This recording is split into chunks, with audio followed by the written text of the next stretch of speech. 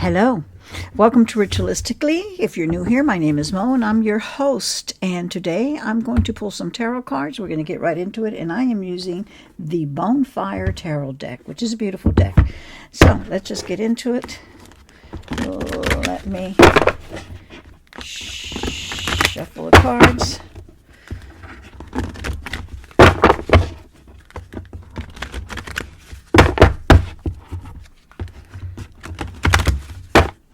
Let's talk about Luigi Mangione and why the corporate world is absolutely losing its mind.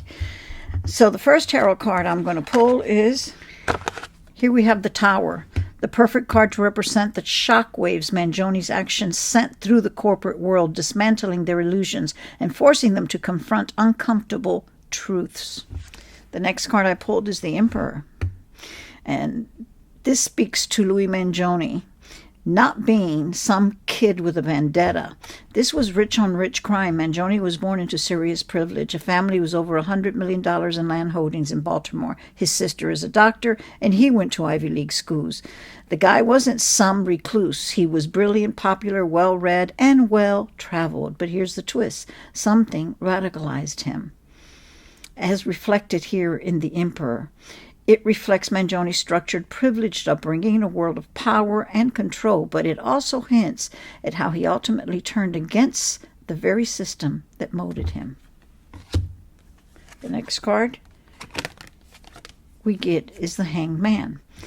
And from his manifesto, it's clear that even with all the wealth and privilege in the world, his family still had to deal with the same broken healthcare system as everyone else. He watched his mother suffer because of the red tape. He experienced the delays, denials, and hoops firsthand when he needed care. And that rage turned him.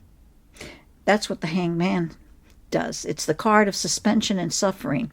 This card speaks to the helplessness Mangione felt watching his mother and himself trapped in a system that demanded sacrifice and endless waiting, and it changed his perspective. And the next card we pull is the Eight of Pentacles. Now this, I think, speaks to Brian Thompson. He was the victim in this tragedy, but he is also a tragic figure because he was probably a regular middle-class guy who worked his ass off to make it in corporate America. He didn't go to Ivy League schools like Mangione. He probably climbed the ladder the hard way. But here's the dark truth. Thompson wasn't just a victim of Mangione. He was a victim of the system he gave his life to. This Eight of Pentacles represents Thompson's hard work and dedication to climbing the ladder. It also highlights the repetitive grind of working within the capitalist system, only to become a cog in the machine. Let me explain. After Thompson's death, his company didn't even cancel the meeting he was supposed to attend. They just kept things going, moving, and didn't skip a beat. That's the machine. That's the monstrosity of capitalism, and it's exactly what Mangione was calling out. And this card is the Devil. It perfectly encapsulates the soulless, oppressive system of greed and control where people are expendable and the machine keeps grinding forward. The next card is the Star. Now, here's where it gets wild. Mangione's action sparked a movement. Maybe that wasn't even his intention, but that's what happened. The youth who've grown up watching their parents and grandparents suffer under the system are done. The Star represents the spark of hope and inspiration ignited by Mangione's actions, showing that change can emerge even from tragedy. The Five of Coins. And for good reason.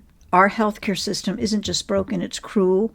Unless you've got Ivy League money for Cadillac policies, you're stuck begging for care while corporations decide whether you deserve to live. The next card is the justice system. Now let me remind you of this, okay? There was another insurance company who recently proposed limiting how much anesthesia they'd approve during surgeries. Now, can you imagine being on an operating table, your gut's wide open, and your coverage says, sorry, your time's up? How is that not a crime? How is there no outrage? This is the justice card. Justice calls out the moral and ethical failings of a system that prioritizes profits over human lives, demanding accountability and fairness. The next card is the Death card. So yeah, one life was lost in this tragedy, but millions have suffered quietly and visibly at the hands of these healthcare corporations. What's the bigger crime, one CEO's death or the systemic suffering that's stolen countless lives?